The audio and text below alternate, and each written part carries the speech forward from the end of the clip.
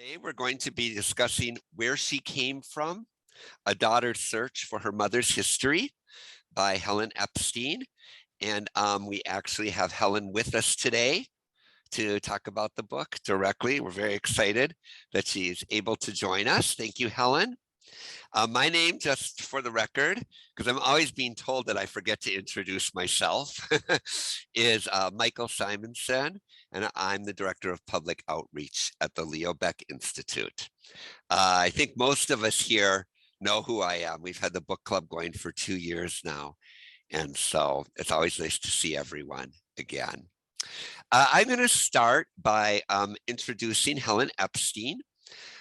She is the first tenured female professor of journalism at NYU and the author of numerous books about her family history. These include her trilogy, Children of the Holocaust, which first came out in 1979. And I remember reading that not long after it first came out. Where She Came From, A Daughter's Search for Her Mother's History, which we're talking about today, and The Long Half-Lives of Love and Trauma in 2018. She published her late mother, Franci Rabinek Epstein's memoir, Franci's War, in 2020 and 2021. It's out in 7 languages. And her latest book is Getting Through It, My Year of Cancer During COVID. Gloria Steinem, son of Helen Epstein, and Epstein's expert in sensitive hands, truth becomes not only stranger than fiction, but more magnetic, wise, and powerful. So thank you, Helen, for joining us. I welcome you. And I know I've already talked a little bit with Helen earlier, and Helen might have to leave at some point during the meeting just for a little bit, and then, but that's fine. We'll continue the discussion amongst us if that happens. So in lieu of a presentation, we have some photographs that Helen was kind enough to provide for us that we will play as a kind of rotating slideshow. But much of when, similar to when we talked about Bambi, we will just have these rotating and while I talk to Helen. Some opening questions about the book. And then after 10 or 15 minutes, we'll end the recording and we will open it up to a discussion. So I hope you have many interesting things to bring up. And I have my own list as well. Helen, thank you for coming. And I think I'm going to start with a very basic question. And that is, what propelled you to write the book, especially as you've already written about the Holocaust and how it affected your family, as well as published your mother's own memoir about that time. Though that was earlier, I realized that you did that too. So, Michael, I hadn't actually published my mother's memoir. Oh, shoot. I know we talked about this and I flipped it around in my head. I had written a memoir, but it went unpublished. It was rejected by many people. But what propelled me to write it was actually death. Both my parents died relatively early. Much younger than they should have died. My father was 71 when he died. My mother was 69 when she died. My mother died in 1989. So I was left as the eldest person in the family and the only one who spoke Czech. I have 2 younger brothers, but like many offspring of Holocaust survivors, there really wasn't much family to begin with. And once my parents died, there was really very little family. So I felt as though if I didn't write my family history, it would be gone. And nobody would ever write it because I was the only one who spoke Czech. And I was the one who was really tied to it. My brothers weren't that interested in it at the time. So my mother died in April of 1989. And in November of 1989 was the Velvet Revolution in Czechoslovakia. And that opened up all the archives and made tourism and genealogical tourism very, very easy. I also had a lot of photographs, as you'll see here. That's a photograph of my grandmother when she was a country girl living in the city of Kolín, small city east of Prague. And she was a very, very poor relation of the Saxel-Saudek family. And she would go from Kolín to Prague and become a city slicker, and eventually found her own fashion salon in Prague. And you'll see the transformation in the next photograph. If you can go to the next photograph, I think it's the next photograph, but I'm not sure. Anyway, we'll get back to that. So We can do it that way too. That's fine. that's the photograph. So this is the transformed Josefa Saxel Weigert Rabinek. She went to Prague at the turn of the century. She was hired by a man named Moritz Schiller, who had a fashion emporium near Wenceslas Square. And there was this network of Jews from the city and Jews from the countryside that was already quite operative in the fashion industry. Jews in the fashion industry are one of the themes of the book I wrote, because they were in the clothing industry in Central Europe on both ends. They were the peddlers who gathered old clothes in the countryside. They were the old clothes dealers in the cities, and they were also the textile manufacturers who brought machines from the UK, Great Britain, into Central Europe in the 1840s. And so this was one of the areas that I decided to research. But this photograph hung over my mother's work table. And my mother worked at home. My mother was also a dress designer. And this photograph hung over her work table, and I saw it from the time I was a very little girl. And I was always fascinated by it. I don't know whether that's because it's a particularly haunting photograph or because it was one of the only photographs of my grandmother. But at any rate, I became fascinated by her. And initially, I wanted to write about her. But during the time of the Iron Curtain and the Soviet Union, it was pretty well impossible to do research in Czechoslovakia on contemporary Jews. And so I let it kind of sit. That is one of the dresses that my grandmother designed. You can tell it was pretty high fashion. The photographs of the clothing and the advertisements and the publicity for her salon I received from a curator at the Prague Museum of Decorative Arts, where I did research. And I was very, very lucky, we can talk about this later, to develop fantastic sources in what would become the Czech Republic. One of them was this curator, Eva Uchalova, who worked at the Prague Museum of Decorative Arts. So when we get to the methodology, I'll talk more about sources. I don't hear you, Michael. And yeah, thank you. And the slideshow will just, like I said, it's going kind of automatic. So feel free to cut in if you want to explain a specific picture. That's also totally fine. I was wondering, what made you decide to tell not just your mother's story, but the story of your grandmother and great grandmother as well? Well, I really was interested in looking at my maternal history.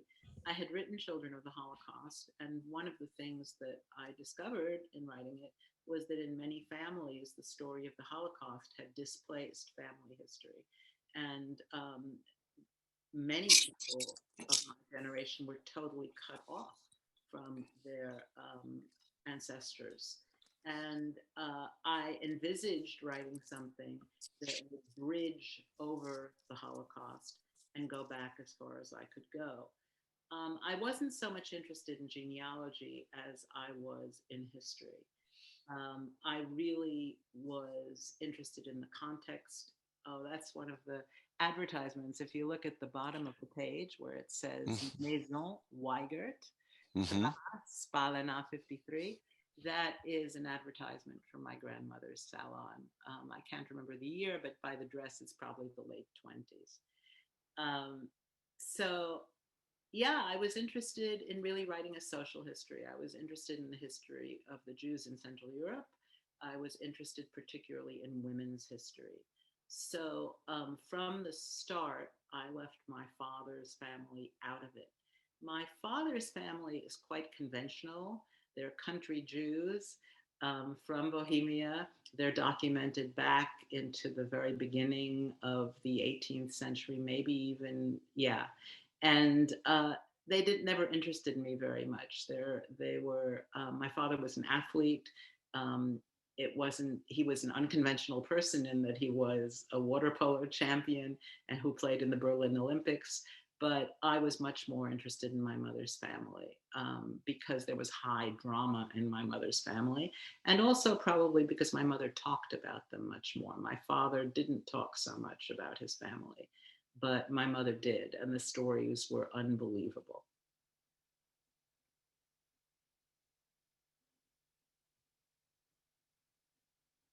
Michael, I don't hear you again.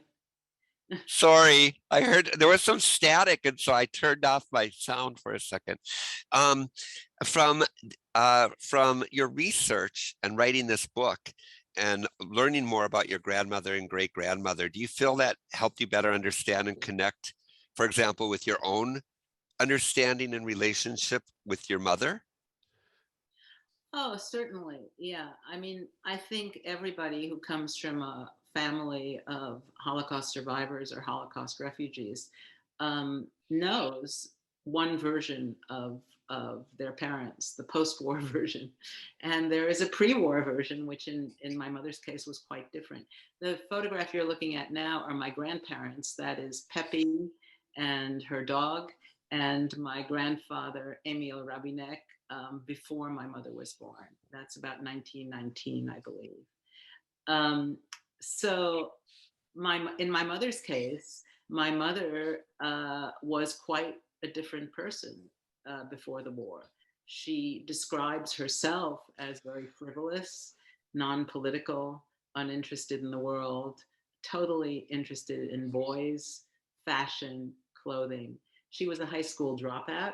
She went to a very fancy French lycée in Prague, and then she went to the German gymnasium, and she dropped out because she wanted to join her mother's business. And when she was 18 years old, she inherited her mother's business. Now, that's a fact that was very surprising to me. I mean, when I was 18, I was going off to college. When she was 18, she was assuming ownership of a business with a workroom, with a clientele, with a set of suppliers that she had to deal with. And she was much more in charge than I was at the age of 18. Yeah. I mean, I think, yeah. I mean, it was interesting to read the book and see how young these women were when they kind of ran businesses, took control of their lives. And the fact that the women all seemed so independent, actually, considering the structure of the culture at that time.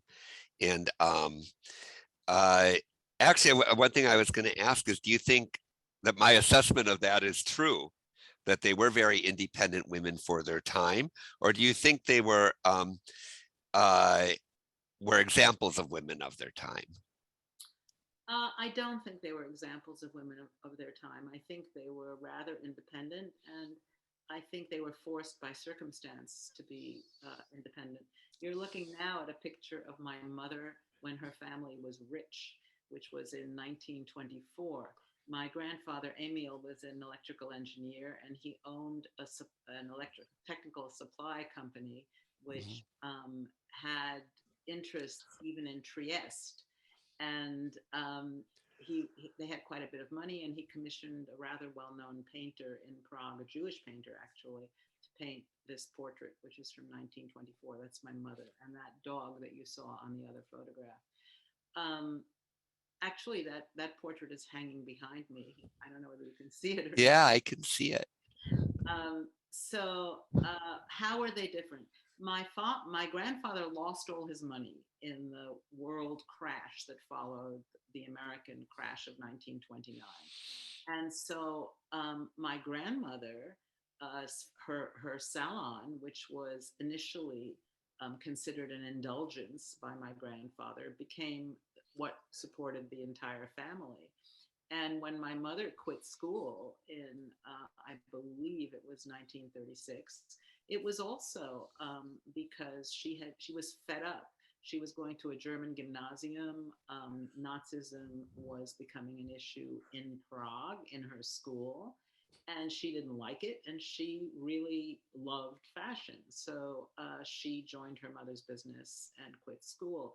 So in both my grandmother and my mother's case, they were independent, but they were forced by circumstance to be independent. In the case of my grandmother, it was that my grandfather lost all his money. In the case of my mother, it was, I think, the political situation. And also, she just loved fashion. And she had the model of her mother, who was a business owner, who was supporting the family.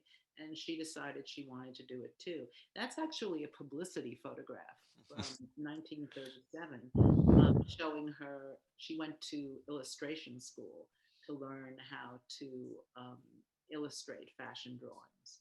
But at that point, she was also going with her mother to Berlin and Paris every year.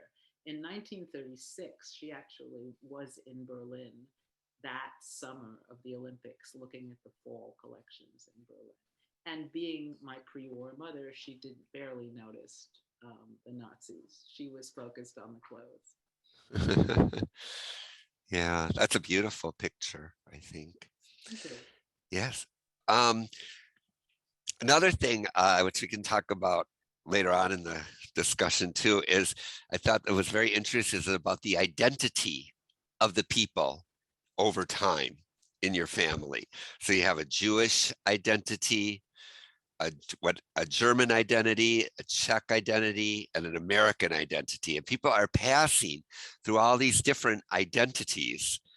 And I was wondering if your mother was asked in her later life here in New York, uh, uh, in what way would she identify? That's a complicated question. I imagine. It would depend a lot on who was asking, but Hmm. I know that she remained a very proud Czechoslovak citizen, but she was very much tied to the first Czechoslovak Republic in which she grew up. She certainly wasn't tied to the Czech communist state at all. I wonder what she would have done if she had lived another couple of years and had been able to go to post Soviet Czechoslovakia. That's a picture of my mother and her first husband. My mother got married in 1940 when the Germans had already occupied Prague, and she that photograph is notable for two reasons. First of all, it's her wedding photograph, but secondly, look at her nose. My mother had plastic surgery on her nose in 1939 when the Nazis were already in Prague and when it was forbidden for doctors to operate on Jews and for Jewish doctors to operate at all. And she was so dead set on going to the movies and so concerned that her Jewish nose would betray her that she had a nose job under occupation, which is kind of amazing to me. But again, that's the kind of person my mother was before the war. I don't think she would have done that after the war, but before the war, that was part of her persona. Hmm. Yeah. Um, I was also going to ask, and I guess maybe the story of Joe Solar maybe goes into this a little bit. Um, what were some of the hardest truths to write about in this book? Hmm, that's a really good question. I I'm not sure what the hardest truths were Hmm. because my mother was such an outlier in terms of talking to me about her past that almost nothing that I discovered was um, shocking. I think the most shocking thing I discovered was Hmm. from her best friend when I was interviewing her best friend, who was actually a courier during the war. She was a non Jew. That's my grandmother. That's not my mother's best friend. But the most shocking thing I discovered was that my mother apparently loved to dance the tango and was a fabulous tango dancer. Now, I don't remember ever seeing my mother dance. So that was really shocking to me. But all of the stuff that other people would find shocking like the fact that she had a nose job. But that was pretty surprising to me that she would have a nose job during a military occupation. That's not the first thing you think of doing, right? Mhm. But almost nothing was surprising to me because she had told me about everything. Uh, How was it growing up in a household like that? I mean, hearing these stories of the war and the occupation and so on. I mean, I think a lot of people, probably many people in this book club right now, grew up in households where people didn't talk so much about the past and what had happened. But you grew up hearing about it. And my impression is you heard about it often and constantly. I would say probably every day. Uh, And also, the other thing that was unusual about it was, here I am growing up on the Upper West Side of Manhattan, where there were a lot of Czech people, a lot of German refugees, a lot of Austrian refugees, some Hungarian refugees. And my parents, like I suppose many of our parents, didn't have enough money to have dinner parties, but they would have these after dinner parties. They would have pastry parties. And we lived on 73rd Street and Amsterdam Avenue around the corner from Eclairs. And typically I would go out, I'd be sent out to get the pastries that afternoon, and I'd get my cookies as a tip from the sales ladies there. And I'd come back, and my mother would brew coffee, and there'd be cognac and whiskey. And all of their friends would sit around the living room coffee table, and typically, what they'd talk about was the war. And they wouldn't talk about concentration camps, they'd talk about politics. And they'd talk about all of the different factors that led to the Second World War, going back to before the establishment of the Czechoslovak Republic and Austria-Hungary. My father was born in Austria-Hungary. My father was born in 1904. My mother was born in 1920 into the Czechoslovak Republic. What you're looking at now is my mother and her cousin Kitty, with whom she survived the war, and that's one of the British soldiers that they hung out with. I think that probably was their driver after they were liberated from Bergen-Belsen and were in a hospital in Celle, Germany. But so not only did my mother talk, but this entire community talked. And this group of people that would come to our house was really heterogeneous. Some were Jews, some were not Jews. One was a Sudetenland German who had married a Czech who was a cousin by marriage of ours. And some were Czech Jews who had emigrated in the 1930s. Janet Malcolm's mother, Hanka Wynne, was one of my mother's friends, and my father played chess with Pepi Gwyn, who was his friend. That was Janet's psychiatrist father. But all of these people integrated history into their conversations. So I never felt like so many other people did that Holocaust was taboo or the war was taboo, or you only cried when you talk about the war. These people never cried. They argued whose fault it was. mhm. They blamed the French, they blamed the British, they blamed Chamberlain, they blamed Stalin, of course. But it was not, I didn't have the feeling that this was an off limits conversation. It was not only my mother's thing, it was a social conversation among the people that my parents knew. And that's my mother and I when I was older. That's what she looked like around the time that she wrote her memoir. Mhm. Um, I I was going to ask too, in in your own memory, Helen, um, how do you think your mother dealt with what she referred to as the mistake of her life, which was exchanging the cyanide pills for placebo so her parents couldn't take their own lives?